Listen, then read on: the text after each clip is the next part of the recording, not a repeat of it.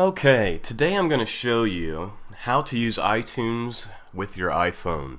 I'm actually really surprised at how many times I get this particular question when people are asking how to use an iPhone.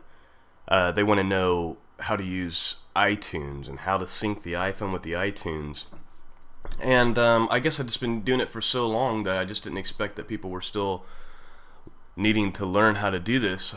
And but apparently it's pretty common for new iPhone customers who really have no idea what iTunes is. So I'm going to just do a quick tutorial, show you how to sync your iPhone with iTunes, and hopefully this is helpful to you. So this program that's pulled up here is the iTunes program. Now this is a program that comes standard on a Mac, but if you have a PC you can download it. If you just go to the internet here and in your Google search bar type iTunes download, and as you can see it's pretty commonly typed in. Should be the first link here, and you can just download this right now. So real easy. So if you don't have it installed, go ahead and download it real quick. It just takes a few minutes to download and install that program. Now once you have that installed, this is what it looks like when you open it. This is the little icon right there. It looks like a little music symbol. And the cool thing about iTunes is you can store all your music here. So not only do I use iTunes for my iPhone, but it's actually got all my music and stuff in it as well.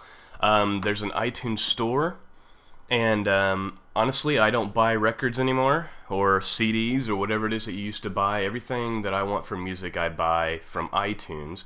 Reason being is you can just put it into your iPod or your iPhone. There's really no need for CDs anymore. You could still burn a CD with iTunes if you wanted, but you know, any music that you want you can find.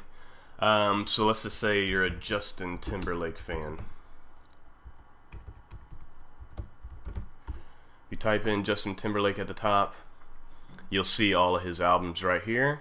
You can buy the full albums, which are usually fairly inexpensive, 12 bucks there, 9 bucks there. Or if there's just a particular song you like, you can just buy an individual song for 99 cents or $1.30. You can also buy movies and things like that. But anyway, so that's what iTunes is. And then let's say you have music on your computer now, okay? And you're like, well, and you're wondering how you get the music into iTunes. Well, I've got some on the thumb drive here, a couple of songs. So here's 3 songs from Coldplay, and if I want them into iTunes, I just simply drag and drop. And then there it goes. It copies it right into the iTunes library. Very, very simple. So that's all you have to do to get music into iTunes. Drag and drop it. Everything I own is actually in iTunes. And that's just the way I prefer to do it, and I think it's awesome. You can also store movies in here. I don't think I've stored any on this computer yet, other than some information products I've created. If you buy TV shows, you can. Podcast, it's the best thing to do for podcasts. If you're into podcasting, and I am a huge podcaster, then you can subscribe to podcasts through the iTunes store. For example, if you're looking for one of my podcasts, if you were to type in Sean Osmond, you'll see my Easy Tech podcast here and my Live a Better Life podcast, and you can subscribe and it'll automatically download into your iTunes. So that's all you have to do there. Now, if you want to create a playlist, and this is how I prefer to do it, to have music in your iPod, like I'll have maybe a rock and roll playlist or a gospel playlist or whatever the playlist may be, you just simply hit File, New Playlist, and it generates it right here, and you can just create, and we'll just say rock music is one of our playlists. Then if we hit music here, we've got all of our music, and let's say I want this Life in the Techler Coldplay song in that playlist. I should be able to just drag and drop.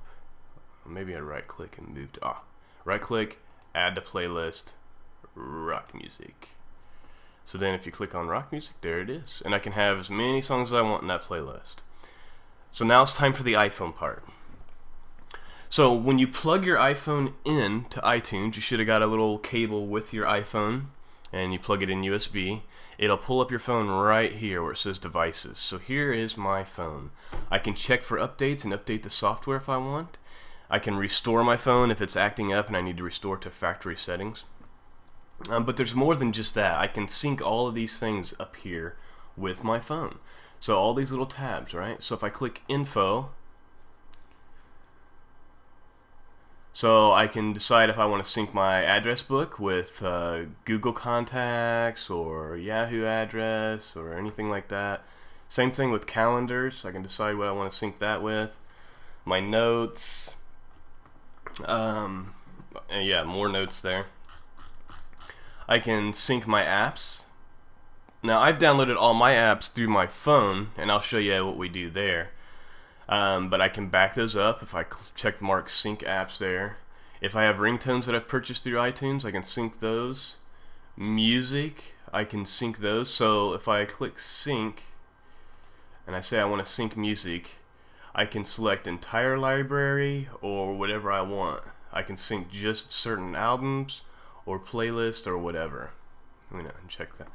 I can sync any movies I want to put in there, any TV shows, podcasts. If I had subscribed to any, I could check mark any podcast. If I purchased any books through the iBooks, and then pictures. If I want to sync from my photo album, I can go in and do that too. So after you've done check marked everything you want put into the phone, you simply come over here and you hit sync. And it's that simple, guys. I think you can right click and back up your phone too if you wanted to back your phone up into iTunes. So that is all you have to do to use your iPhone with iTunes.